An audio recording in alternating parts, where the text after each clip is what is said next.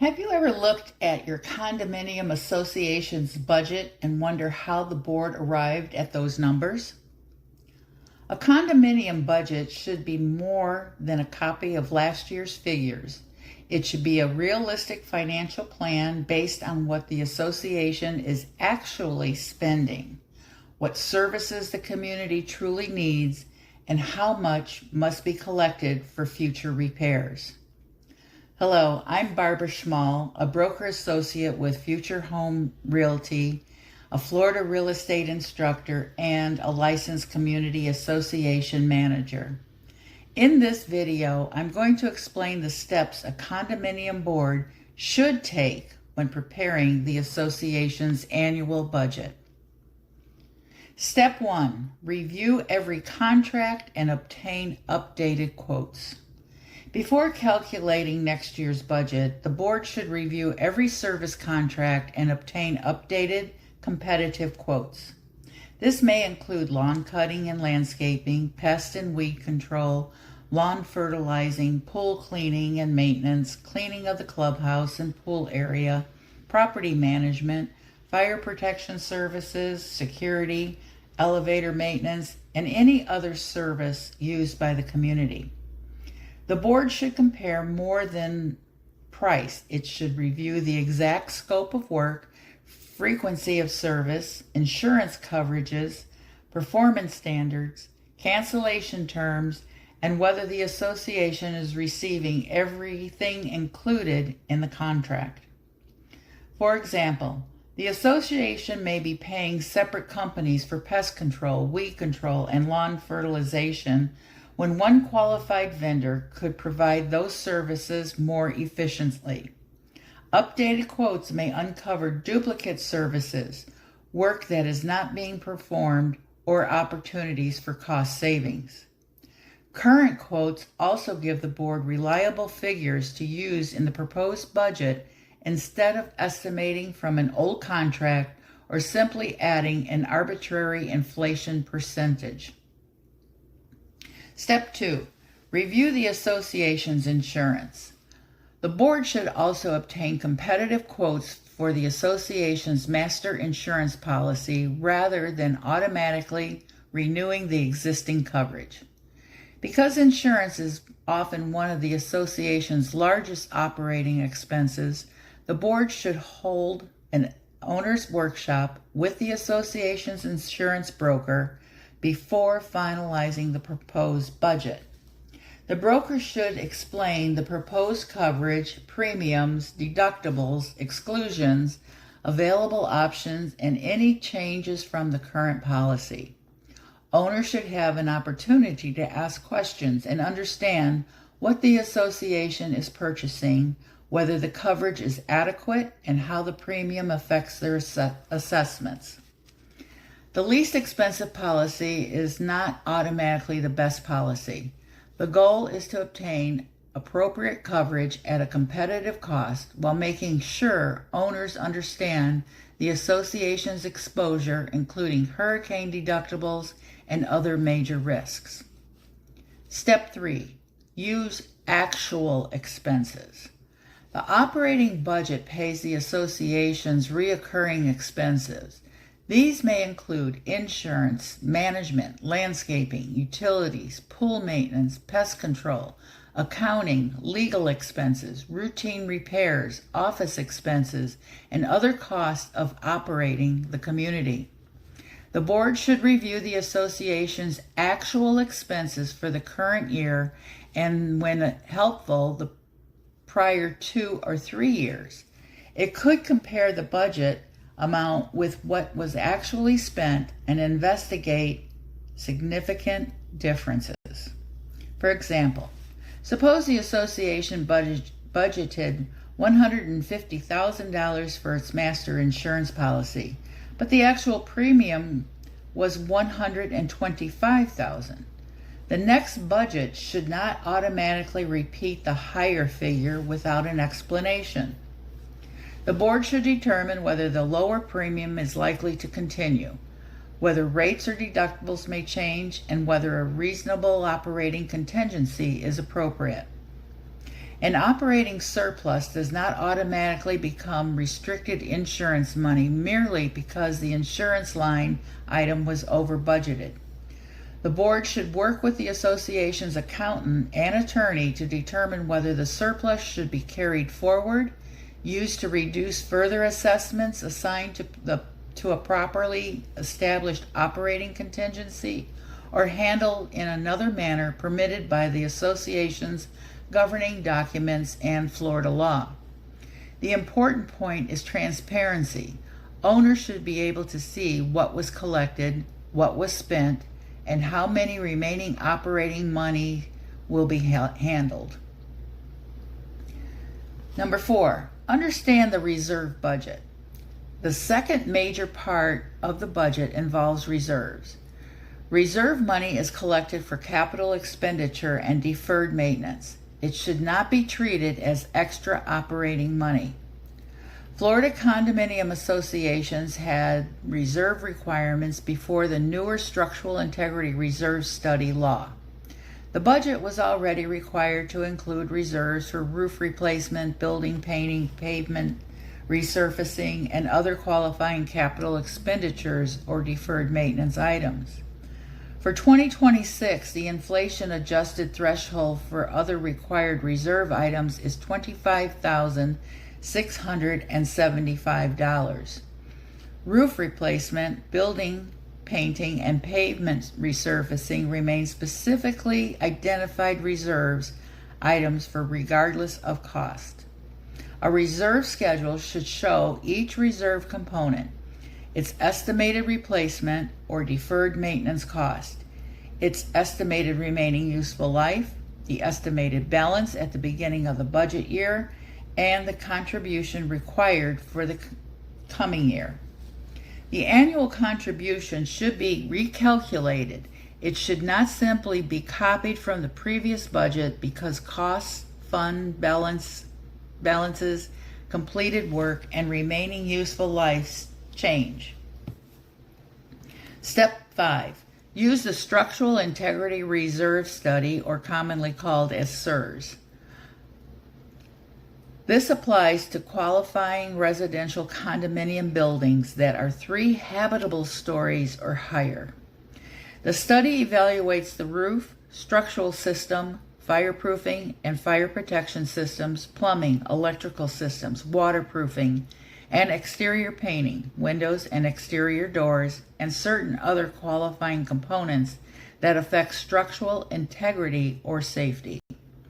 The SIRS should identify each component, its estimated remaining useful life, its estimated replacement cost or deferred maintenance expense, the reserve money available, and a recommended funding plan. The study is important because it connects the physical condition of the building with the association's financial plan. A community may appear to have a large reserve balance, but that balance may be insufficient when compared with the cost and timing of future roof, plumbing, electrical, waterproofing, or structural work. For an association required to obtain a SIRS, the budget must maintain reserves for the required SIRS components for which the association is responsible, and the funding must align with the association's most recent study. Owners generally may not vote to waive or reduce those required SIRS reserves. If the board wants to adopt a budget using a funding method or contribution schedule that does not align with the current SIRS, the association must first obtain an updated study reflecting the proposed funding method. Step 6. Keep operating and reserve money separate. Operating funds and reserve funds should be clearly separated in the budget and in the association's accounting records. SIRS reserve funds include the interest earned on those funds, cannot be used for ordinary operating expenses or unrelated projects. Other reserve funds also remain restricted to their authorized purposes unless a different use is properly approved in advance as allowed by Florida law and the association's governing docs. A board should never move reserve money into the operating account merely because the operating budget is short. If operating expenses are projected accurately using actual costs, current contracts, known increases, and reasonable contingencies, the association should be better prepared to pay its recurring bills without relying on reserve money. Step 7. Determine whether reserves are truly excessive. Some communities may believe they have too much money in reserves. However, a healthy reserve balance is not automatically evidence that owners were overcharged. The first question is whether the reserve balance agrees with the current reserve study, the condition of the components, projected construction costs, and the association's maintenance responsibilities. An apparent excess may exist because a project was completed below its estimated cost, a component's useful life was extended, or an earlier cost estimate is no longer accurate. The board should not simply transfer that money into the operating account, refund it to owners, or spend it on an unrelated project. The association should have its reserve professional update the study or a funding schedule. An updated study may support reducing future contributions if the association uses pooled reserves. Money remaining after one project may be available for other eligible components in the same legally permitted pool. SERS reserves may be pooled only with other SERS components. The purpose of the reserve study is not to accumulate the largest possible balance. It is to collect the right amount at the right time so the association can complete necessary work without placing an unfair burden on current or future owners. Step number 8, hold an owner's budget workshop. After reviewing actual expenses, update vendor quotes, insurance proposal, reserve requirements, and the SERS, the board should hold an owner's budget workshop before finalizing the proposed budget. The workshop is recommended transparency practice. It gives owners an opportunity to review the numbers, ask questions, identify community needs, discuss vendor performance, and suggest possible savings. Owners may notice a service problem, a missing expense, or an upcoming maintenance need that should be considered. They may also have professional knowledge that can help the board make a better informed decision. The board must make the final budget decision, but meaningful owner participation before the proposed budget is finalized can improve accuracy, build trust, and prevent important concerns from being overlooked. Step 9. Provide a clear proposed budget. A correct condominium budget should use actual historical expenses, current contracts and insurance costs, reasonable projections for known increases, and a clearly identified operating contingency when appropriate. It should separately identify operating funds, SERS reserves, and other reserves. It should show current reserve balances, estimated costs, remaining useful life, and an annual contribution. For an association required to have a SERS, the reserve funding schedule should agree with the most recent study. In an inaccurate budget, simply copies last year's figures, ignores actual spending, combines or obscures operating and reserve money, hides unexplained surpluses, or collects reserve contributions that do not agree with the current reserve study.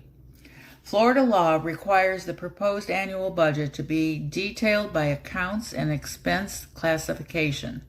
The board must provide owners with notice and a copy of the proposed budget at least 14 days before the meeting at which the budget will be considered. That meeting must be open to all unit owners. Before the budget meeting, owners should review the proposed budget, current year-to-date income and expenses, recent financial reports, contracts, insurance information, the reserve schedule, and the current SERS or reserve study. A condominium budget is more than a list of numbers. It is the association's financial plan for maintaining the property, protecting owners, and reducing the risk of unexpected special assessments. When a board uses current quotes, actual expenses, transparent owner workshop, and an accurate reserve study, it can create a budget that reflects the community's real needs. Owners should attend the budget meeting, review the supporting documents, and ask questions. Understanding the budget helps owners protect both their community and the value of their property. This information is educational and is not a substitute for advice from a Florida condominium attorney or certified public accountant. My final thoughts. I hope this information will help condo board members, property managers, and unit owners understand the process for creating a budget. I am Barbara Schmal, broker associate with Future Home Realty and a licensed community association manager. Thank you for watching Florida Real Estate Info with Barbara Schmal. If you found this information helpful, please click like, subscribe, and share this video with family and friends. Thank you for watching, and I will see you next time. Thank you for watching Florida Real Estate Info with Barbara Schmal. I hope you found this information helpful. If you did, please click the like button and subscribe so you don't miss future videos about other Florida real estate or equestrian properties. If you're thinking about buying or selling a home or a horse property in Florida, I'd be happy to help you with any questions you may have. Just give me a call at 727-480-1107. I'm Barbara Schmal, broker associate with Future Home Realty. Thanks again for watching, and I'll see you in the next video.